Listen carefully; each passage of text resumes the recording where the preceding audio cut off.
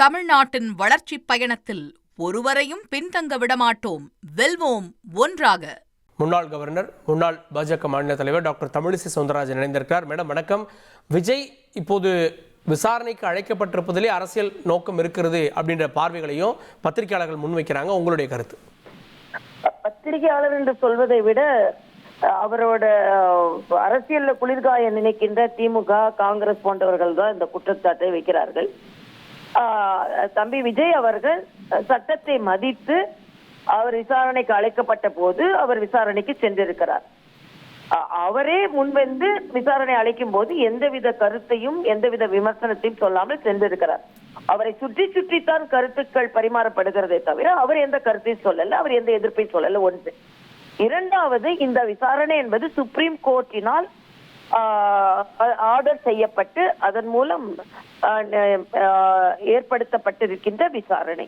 மூன்றாவது, தமிழக அரசின் மீது நம்பிக்கை இல்லாமல், தமிழக அரசு ஏற்படுத்திய சிறப்பு புலனாய்வு குழுவின் மீது நம்பிக்கை இல்லாமல் தாவேகாவை சார்ந்தவர்களே அதற்கு மேற்பட்ட ஒரு விசாரணை வேண்டும் என்று உச்சநீதிமன்றத்தின் கேட்டதன் அடிப்படையில் கொடுக்கப்பட்டிருக்கின்ற விசாரணை இது.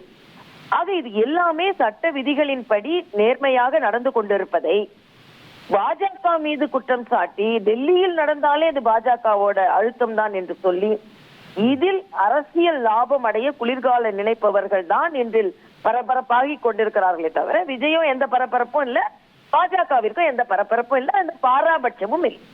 ஜனநாயகனுக்கு ஏற்பட்டிருக்கக்கூடிய பிரச்சனையும் இப்ப சிபிஐ விசாரணைக்கு விஜய் சென்றிருப்பதையும் ஒப்பிட்டு பேசுறாங்களே.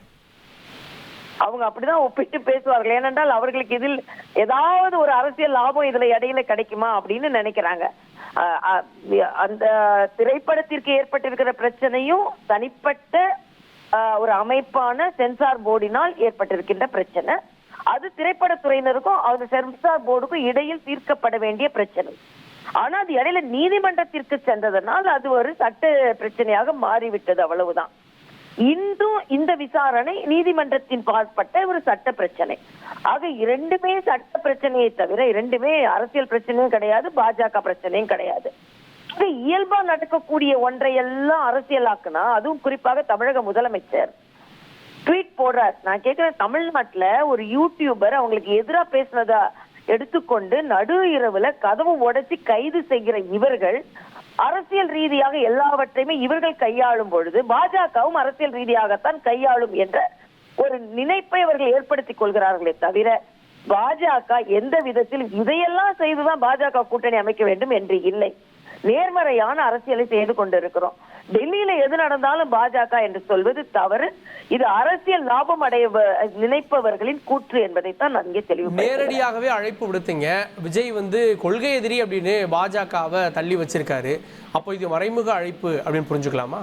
இல்ல, இதுல தேவையில் நாங்க நேரடியா யாரும் அழைப்பே விடுக்கல. எல்லாரும் என்ன சொன்னோம், திமுகவை தோற்கடிக்கும் பொறுப்பு பாஜக தேசிய ஜனநாயக கூட்டணிக்கு இருப்பதை போலவே விஜய்க்கும் இருக்கிறது என்ற கருத்தை தான் சொன்னோம். யாருமே அழைக்கல. அப்படி அழைத்து பேசணும்னா அவங்களும் என்ன அதுக்குதான் மறுப்பு சொல்லியிருப்பாங்க. யாருமே நேரடியா அழைக்கல. பாஜகவுக்கும் தேசிய ஜனநாயக கூட்டணிக்கும் திமுகவை எதிர்க்கும் கட்சிகளுக்கு என்ன ஒரு கடமை இருக்கிறதோ அந்த கடமை விஜய்க்கும் இருக்கிறது. அதனால அவர் சிந்திக்க வேண்டும் என்று தான் நாம சொல்லிக் கொண்டு இருக்கிறோம்.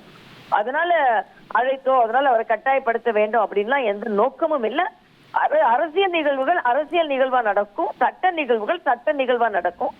சட்ட நிகழ்வுகளை சத்தம் போட்டு அரசியல் நிகழ்வாக மாற்றிக்கொண்டிருப்பது திமுக, காங்கிரஸ் போன்ற கட்சிகள், சில பத்திரிகையாளர்கள் என்பதைத்தான் நான் இங்கே தெரிவுபடுத்துகிறேன். இப்போ இந்த விசாரணைக்கு பின்னணியில பாஜக இருக்கான்ற கேள்வியை வைக்கக்கூடிய அதே நேரத்துல விஜய்க்கு பாஜக ஒரு அழுத்தம் கொடுக்குது. அது தெரிஞ்சு சிறுபான்மையினர் விஜய் பக்கம் போவாங்க, திமுக கூட்டணியில இருந்து அவங்க ஓட்டு விஜய் பக்கம் மாறும் அப்படின்றதும் பாஜக விஜய் ரெண்டு பேருடைய பிளான் அப்படின்னு அந்த தியரியை முன் வைக்கிறாங்களே டாக்டர். அதாவது ஒரு விசாரணை, ஒரு திரைப்படம், இதுல என்னென்ன கான்செப்ட், என்னென்ன கதை, திரைக்கதை, வசனம் எல்லாம் எழுத முடியுமோ அதெல்லாம் எழுதி கொண்டு இருக்கிறார்கள். இது விஜய் திரைப்படத்துல படிக்கும் போதுதான் திரைக்கதை வசனம் இல்ல, அவர் அரசியலுக்கு வந்த பிறகு அவங்கவுங்களுக்கு ஏத்த மாதிரி ஒரு திரைப்பட வசனம், கதை, கர்த்தா எல்லாம் படிக்கிறாங்க. அதை பத்தி நாம கவலைப்படல. ஏன்னா நாங்க உண்மையை நோக்கி அரசியல் செய்து கொண்டிருப்பவர்கள், யூகங்களின் அடிப்படையில் அரசியல் செய்பவர்கள். இவங்கெல்லாம் யூகங்களின் அடிப்படையில் அரசியல் செய்து கொண்டிருக்கிறார்கள் என்பதுதான் எனது கருத்து. தமிழ்நாட்டின் வளர்ச்சிப் பயணத்தில் ஒருவரையும் பின்தங்க விடமாட்டோம், வெல்வோம் ஒன்றாக.